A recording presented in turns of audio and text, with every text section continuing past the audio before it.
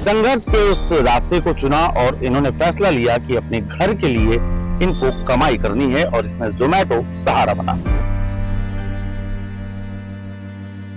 और 2023 में डॉक्टर राम मनोहर लोहिया में सर्जरी हुई थी, लेकिन सक्सेस नहीं हुआ। देश की जानी मानी फूड डिलीवरी कंपनी जोमेटो ने दिव्यांगों को आत्मनिर्भर बनाने के लिए एक पहल शुरू की थी। इस पहल का नाम था ऑपरेशन झील, जिसके तहत दिव्यांग लोगों को आत्मनिर्भर बनाने के लिए उन्हें फूड डिलीवरी से जोड़ा गया था। ऐसे में हमारी मुलाकात लखनऊ के एक युवा से हुई जिनका नाम कौशल है। कौशल को स्पाइनल प्रॉब्लम हुई थी, जिसके बाद वो दिव्यांग हो गए, लेकिन इन्होंने तमाम झंझावतों को दूर करते हुए अपने जीवन में संघर्ष के उस रास्ते को चुना और इन्होंने फैसला लिया कि अपने घर के लिए इनको कमाई करनी है और इसमें जोमेटो सहारा बना। इस वक्त हम लखनऊ में हैं। लखनऊ के इंदिरा नगर और गोमती नगर में कौशल इस बाइक के माध्यम से, ये एक विशेष बाइक है और इस बाइक के माध्यम से फूड डिलीवरी करने जाते हैं। कौशल दिव्यांग हैं, उनसे बात करने का प्रयास करेंगे कि किस प्रकार की उनको समस्याएं आती हैं, कैसे। कौशल, सबसे पहले तो अपने बारे में बताइए कि कब आप लखनऊ आए, कैसे आप इस कंपनी से जुड़े हो, कैसे आपका मन बना कि इस कंपनी में आपको काम करना चाहिए, या आपको लगा कि आपकी जीविका के लिए ये ठीक है?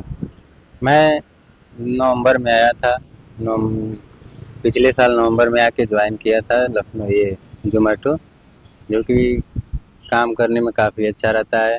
और क्या मन किया मन किया है कि मतलब कि घर पे ही पड़े रहते थे, हम बेड पे ही पड़े रहते थे, कोई काम धंधा है नहीं, हमारे पास था नहीं, कुछ कर नहीं पाते थे। अच्छा, ये जो आपके साथ हुआ, मतलब स्पाइनल प्रॉब्लम हुई, ये कब आपके साथ प्रॉब्लम हुई, कैसे क्या हुआ, कहाँ के रहने वाले हैं आप? स्पाइन प्रॉब्लम जो हुई थी मुझे 2013 से मैं प्रॉब्लम में हूँ, लेकिन बहुत दवा कराया इधर उधर, लेकिन सही नहीं हुआ। और 2023 में हम डॉक्टर राम मनोहर लोहिया में सर्जरी हुई थी, लेकिन वो भी सक्सेस नहीं हुआ है मेरा। सक्सेस नहीं हुआ था। उसके बाद हम घर पे ही पड़े रहे। फिर यहाँ पे जोमेटो में पता चला कि जोमेटो में मतलब कि दिव्यांगों के लिए काम करने का मौका दिया जा रहा है, तो हमने भी ज्वाइन किया और यहाँ पे काम कर रहे हैं नवंबर से, जो कि काम अच्छा खासा हो जाता है अपना। अच्छा, तो लगभग कितना कमा लेते हैं महीने का, कितनी इनकम हो जाती है? दिन भर इस धूप में इतनी तपिश में मेहनत करते हैं, कितनी कमाई हो जाती है लगभग? वही 20,000, कभी कभी 20,000 24,000 महीने का हो जाता है। परिवार भी होगा? हाँ, अभी तो मतलब कि हमारी शादी नहीं हुई, लेकिन माता पिता हैं हमारे, माता पिता बूढ़े हो गए हैं और बहन है, तो अपना उन्हीं लोगों को मतलब कि अपना घर परिवार हमारा चलता है इसी काम धंधे से। तो गाजीपुर के रहने वाले? हमारा घर गाजीपुर है। तो अच्छा, अक्सर लोग जब जाते हैं डिलीवरी करने आप, तो अक्सर ये देखा जाता है कि जो लोग डिलीवरी करवाते हैं, होम डिलीवरी करवाते हैं, तो उनकी अपेक्षा ये रहती है कि सामान उनके हाथ तक पहुंचे। आप लखनऊ में हैं, मेट्रो शहर है, बिल्डिंगें ऊंची ऊंची हैं, दिक्कत क्या आती है वहां पर? कुछ समस्या फील की आपने? दिक्कत ये आती है कि मतलब बहुत से लोग होते हैं कस्टमर की, हम लोग कॉल करते हैं उनको, तो कुछ लोग हमारी प्रॉब्लम सुन के नीचे आ जाते हैं, लेकर चले जाते हैं, ऑर्डर ले लेते हैं नीचे आकर। लेकिन कुछ लोग होते हैं कि मतलब इतना बदतमीजी से बात करते हैं, बोलते हैं कि जब तुम लोग इतना विकलांग हो, चल नहीं पाते हो, तो फिर ऑर्डर ही क्यों लेकर आते हो, तुम लोग काम ही नहीं करना चाहिए। अच्छा, तो जब ऐसा होता है कि लोग कहते हैं कि आप डिलीवरी बॉय की नौकरी क्यों कर रहे हैं, कुछ ऐसा वाकया जो लखनऊ में आपके साथ हुआ आप बताना चाहें? मैं रोहतास अपार्टमेंट है उसमें गया था, वहाँ पे गया तो मैं कॉल करके बोला कि सर आपका ऑर्डर है, नीचे आकर ले लीजिए। उनको 5वें फ्लोर पे थे, तो कह रहे हैं कि तुम ऑर्डर हमें ऊपर पहुँचाओ। मैं कहा सर मैं विकलांग हूँ, मैं दोनों पैर से चल नहीं पाता हूँ, स्पाइन इंजरी है, सर आप आके नीचे ले लीजिए ऑर्डर। तो वो बोल रहे हैं कि तुम ऊपर आकर ऑर्डर दो या तो हम ऑर्डर कैंसिल कर दें। तो मैं कहा कि सर देखिए। क्या नाम था उनका? नाम तो याद नहीं आ रहा है सर, मतलब ज़्यादा दिन हो गया है। अच्छा, ये नाम तो याद नहीं आ रहा है। तो मुझे बहुत सुनाए भी, कह रहे थे कि अगर तुमको चल नहीं पाते हो तो तुम ऑर्डर मत लाया करो, तुम लोग किसी दूसरे को बोल दो कि वो लेकर आया ऑर्डर। हम कहें सर अगर मतलब हम लोग विकलांग हैं तो इसका मतलब ये नहीं कि हम लोग कमा खा नहीं सकते हैं, रोड पे भीख मांगे तो सही रहेगा आपको।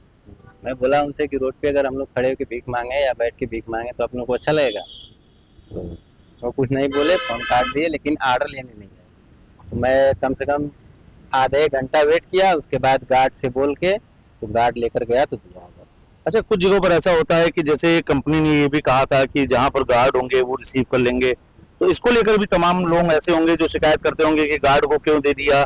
कुछ अच्छे लोग भी मिलते हैं जो कहते हैं कि हाँ, कुछ अच्छे लोग भी बहुत मिलते हैं। कहीं कहीं गार्ड भी मतलब बदतमीजी कर देते हैं, गार्ड भी बोलते हैं कि हम ऑर्डर नहीं लेकर जाएंगे। तो फिर जो कस्टमर होता है उससे कॉल करके बोलते हैं तो ऑर्डर लेकर जाता है। अगर कस्टमर और गार्ड को भी मतलब डांट सुनाता है कि मतलब तुमको जब जानते हो कि आदमी प्रॉब्लम में है तो तुम्हारा ड्यूटी है कि ऑर्डर पहुंचाओ ऊपर, तुम क्यों नहीं पहुंचाए। अच्छा, तमाम लोग हैं वो कहते हैं बेरोजगारी है, नौकरी नहीं है, सब लोग सरकारी नौकरी की तरफ हैं, सरकारी नौकरी नहीं मिल रही है। इस पर क्या कहना चाहेंगे कि नौकरी करना हो तो कहीं भी नौकरी कर सकते हैं या नहीं? अब नौकरी करना हो तो मतलब आदमी की इच्छा है, जो काम करना चाहे कर सकता है, लेकिन उसमें भाई आदमी के मन की इच्छा है। अगर जोमेटो करना चाहे तो जोमेटो भी कर सकता है। जोमेटो में तो भाई अनलिमिटेड राइडर होते हैं, जितना चाहे हो सकता है राइडर। उसमें कोई ये नहीं है कि आप इतना ही करना है तो या 1,000 2,000 ही लिमिटेड है, नहीं अनलिमिटेड चाहे जितना राइडर हो सके। स्विगी हो, जोमेटो हो, ऑनलाइन में ये सब कंपनियां चलती हैं। लेकिन कुछ लोग होते हैं करना नहीं चाहते, इसे यूँ सोचते हैं कि इसमें पैसा कम है या फिर ये अच्छी काम नहीं है, इसको मतलब उतना महत्व नहीं देते हैं राइडर। अच्छा, एक दिन जब मैंने आपको मेरी आप पर नजर पड़ी तो मैंने आपका वीडियो बनाया था कि मुझे ये प्रेरणा अच्छा लग रहा था कि आप ऐसी बाइक से चल रहे थे, हेलमेट लगाए हुए थे। तो मुझे तो सिर्फ इतना पता था कि आप हेलमेट लगाए हैं, यातायात नियमों का पालन कर रहे हैं, लेकिन जब पास से गुजरा, आपसे बात हुई, तब पता चला कि आप डिलीवरी वाला काम करते हैं। हेलमेट लगाना कितना जरूरी है? हेलमेट लगाने के लिए बात है कि जैसे कि अपनी सुरक्षा होनी चाहिए, चाहे गाड़ी तेज चले या धीमी चले, क्योंकि गाड़ी तेज चलाएंगे तो भी अपनी तो सुरक्षा जरूरी है। तो अगर मान के चलिए मैं स्लो गाड़ी चला रहा हूँ, बगल वाला मुझसे तेज चला रहा है और बाई चांस मेरे गाड़ी में लड़ा दिया, तभी मुझे भी चोट लगेगी। हेलमेट तो लगाना जरूरी है, अपनी सेफ्टी तो जरूरी है। क्या कहना चाहेंगे सबसे? सभी लोगों को यही कहना है कि मतलब कि जरूरी है, हेलमेट लगाना अपनी सेफ्टी बहुत जरूरी है। अच्छा, आप इस इलेक्ट्रिक व्हीकल से चलते हैं, देखें तो व्हीकल्स को देखिए, विशेष तरीके की बाइक बनी हुई है, तो इसको कैसे परचेज किया, कैसे आपको मन आया कि मतलब इसको लिया जाए? क्योंकि अगर देखा जाए तो और भी तो गाड़ियां हैं, ये गाड़ी आपने कैसे ली, कैसे प्राप्त की? इसको मैं गाड़ी को लिया हूँ, लोन पे करवाया था। अच्छा। और ये मुझे 1,35,000 की पड़ी है। तो ये गाड़ी है इसलिए मैं लिया पर्पज से कि दोनों पैर मेरा काम नहीं करता, स्पाइन इंजरी में दोनों पैर काम नहीं करता है।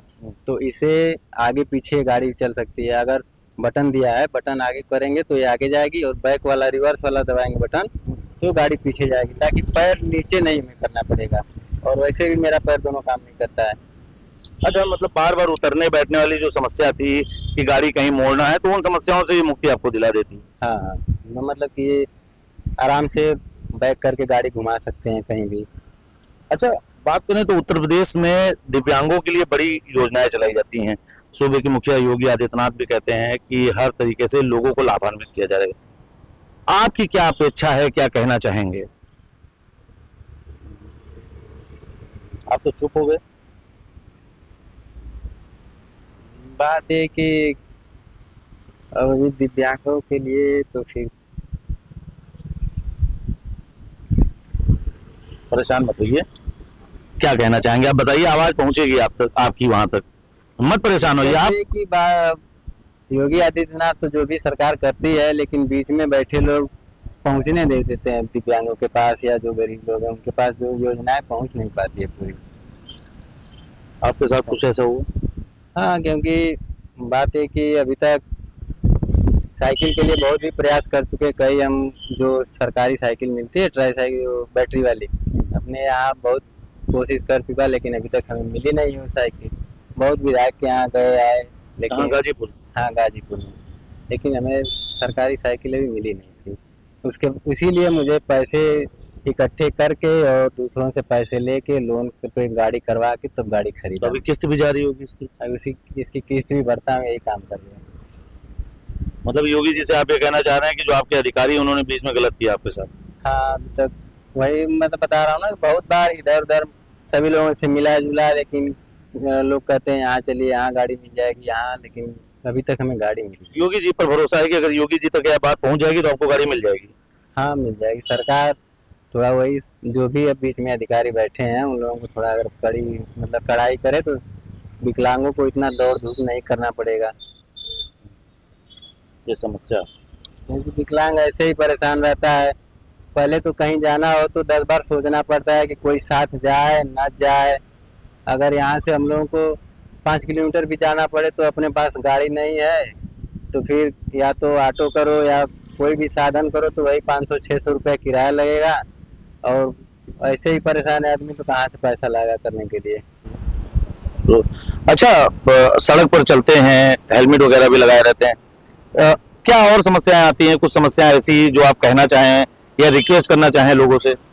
मैं एक बार ऐसे ही गया था रेलवे स्टेशन पे, गोमती नगर रेलवे स्टेशन पे गया था, ताकि ये जो गाड़ी है मुझे गाजीपुर जाना है। मैं कहा कि गाड़ी को बुक करना है, बुक करके ट्रेन से मतलब घर लेकर जाना था। मैं गया स्टेशन पे तो वहाँ पे एक सर मिले, पुलिस वाले मिले थे। वो बोल रहे हैं कि तुम यहाँ पे क्या करने आए हो? मतलब मोबाइल मेरी ऐसी लगी थी, बैग भी था मेरे साथ, तो कह रहे हैं किसका ऑर्डर देने आए हो? मैं कहा सर ऑर्डर देने नहीं आया हूँ, मैं ये पूछ रहा था कि सर पार्सल ऑफिस किधर है। और तो पार्सल ऑफिस में उनसे पूछा तो बताया नहीं, लेकिन मेरे साथ बहुत बदतमीजी कर रहे थे। कह रहे थे कि तुम यहाँ पे स्टेशन पे दिखना मत, यहाँ अलाउ नहीं है गाड़ी।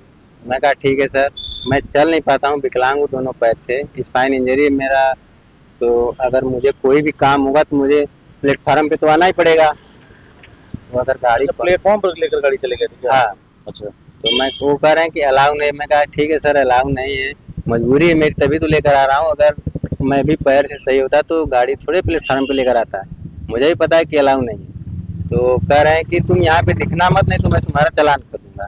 मैं कहा कि सर देखिए, अगर किसी की मजबूरी हो तो उसको फायदा नहीं मत उठाइए ना, क्योंकि अगर मुझे कोई भी छोटा हो काम या बड़ा हो, मुझे वहाँ पे जाना ही पड़ेगा प्लेटफार्म पे। अगर मुझे अलाउ नहीं कर रहे हैं तो जो मेरा काम है, या तो पार्सल ऑफिसर जो है उन्हें बाहर लेकर आइए, मुझसे बात करवाइए, तभी तो मैं क्या क्या डॉक्यूमेंट लगेगा, पैसा कितना लगेगा, जो भी लगेगा बात करूंगा, तभी तो मैं फिर अपनी गाड़ी को पार्सल करवा पाऊंगा घर पे जाने के लिए।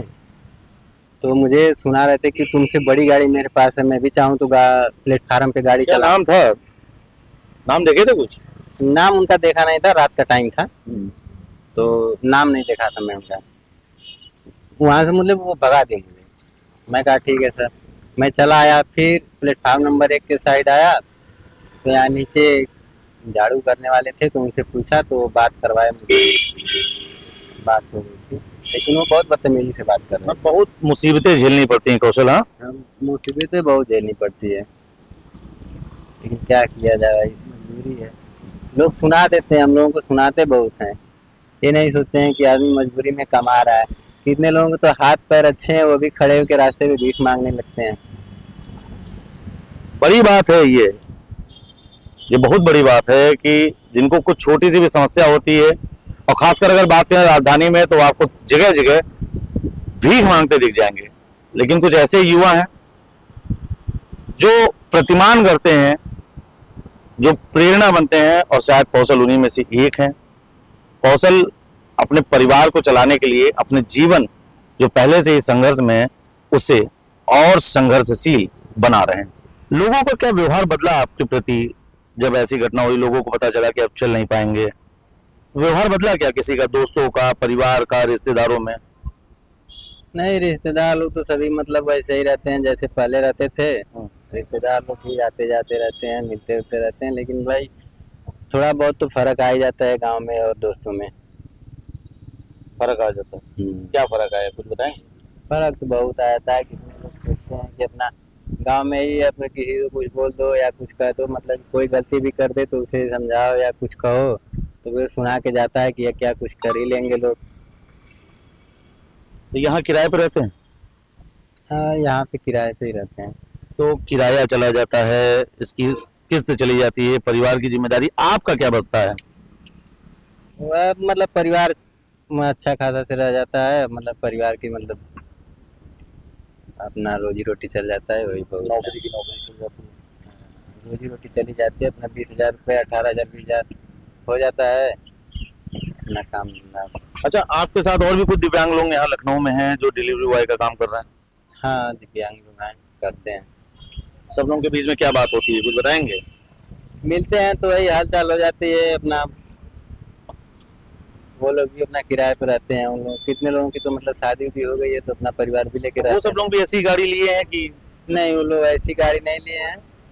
एक है तो न्यू मोशन की गाड़ी लिए हैं, उससे करते हैं। और लोग एक्टिवा में पहिया, 3 एक्टिवा जो बाइक आती है, स्कूटी आती है, उसमें 3 पहिया लगवा के अपना काम करते हैं। मतलब काम करने की जिजीविषा बड़ी मजबूत है। आप ने बात को सुना, देखा कि एक युवा अपने परिवार को चलाने के लिए किन कठिनाइयों का, किन संघर्षों का सामना करता है। इन्होंने बाइक खरीदी, लोन लिया, क्यों? क्योंकि अपना परिवार चला सकें। तमाम ऐसे लोग हैं जो छोटी सी मुसीबत आने पर तमाम बहाने बताते हैं, तमाम लोगों को कोसते हैं, लेकिन ये नहीं सोचते कि कोई भी व्यक्ति कुछ भी कर सकता है। और कहीं ना कहीं उसकी मिसाल ये तस्वीर आपको सामने दिख रही है। और ये देखिए, हमें लगता है कि इनका ऑर्डर भी आ गया है, ये ऑर्डर अपना चेक कर रहे हैं। तो कहीं ना कहीं ये, भाई नाम क्या था आपका? कौशल। तो आपने जो तस्वीरें देखी ये कौशल की हैं, और कौशल अपने कार्य में पूरी तरीके से कुशल हैं। उन्होंने तमाम बातें भी की, चाहे वो नौकरी की बात हो, चाहे वो जिस प्रकार की बात हो। उन्होंने साफ तौर पर कहा कि कभी हिम्मत नहीं हारनी चाहिए। और निश्चित सी बात है, कौशल तमाम लोगों के लिए एक प्रेरणा है, क्योंकि इन्होंने दिव्यांग होने के बाद ये नहीं सोचा कि घर पर बैठे हैं, बल्कि इन्होंने ये सोचा कि घर की जिम्मेदारी उठानी।